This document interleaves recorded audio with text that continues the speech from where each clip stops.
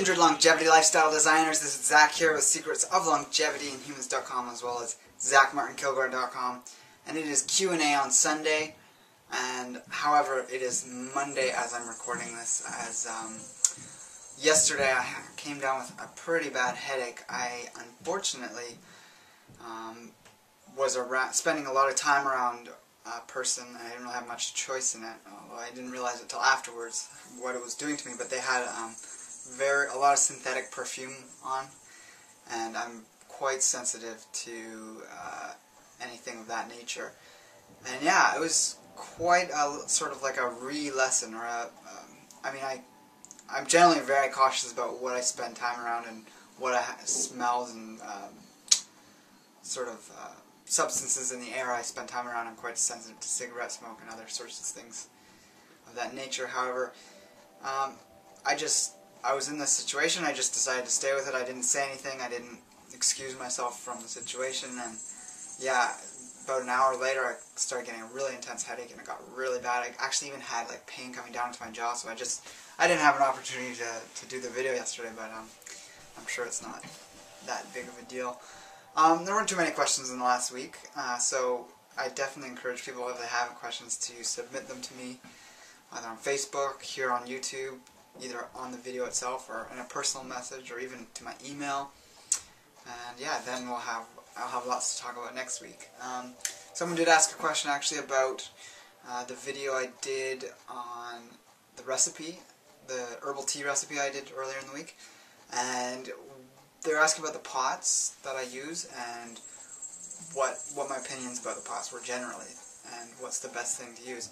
And yeah, so the pots I use, which are these ceramic pots, you've seen them in some of my videos. They're orange.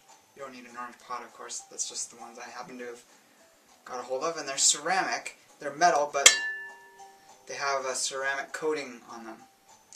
Now, that is far, far better than using steel. Steel leaches a variety of things. I believe you're getting the bits of the steel into your liquids that you're using to brew that with.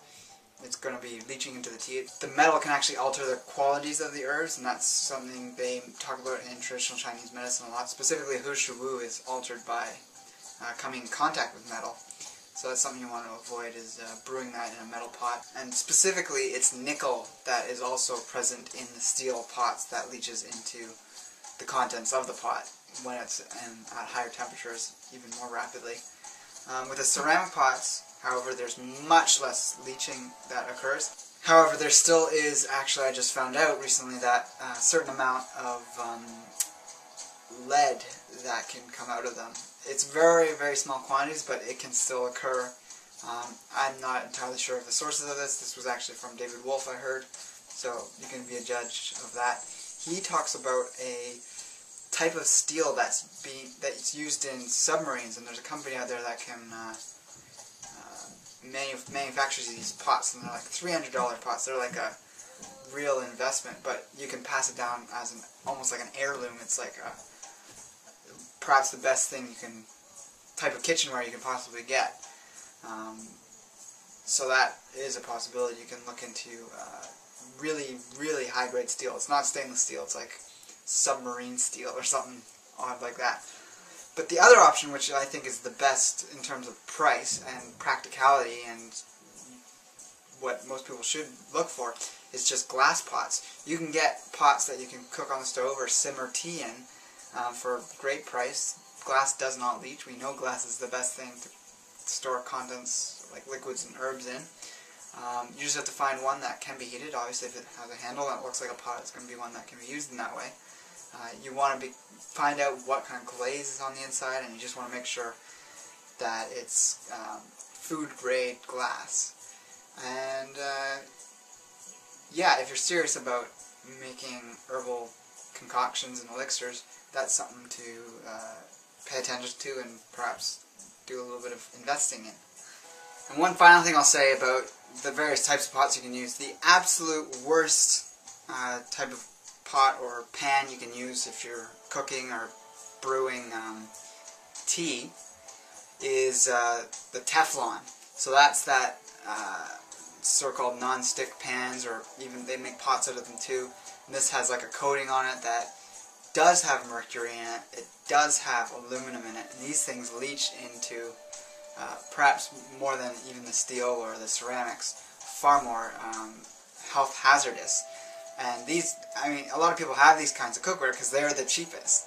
They're very easy to make, and they can be practical in the sense that you can fry something in it without oil and it won't stick. However, that should be the least of your worries. You shouldn't base your cookware on something like that. You can get high-grade cookware that is non-stick.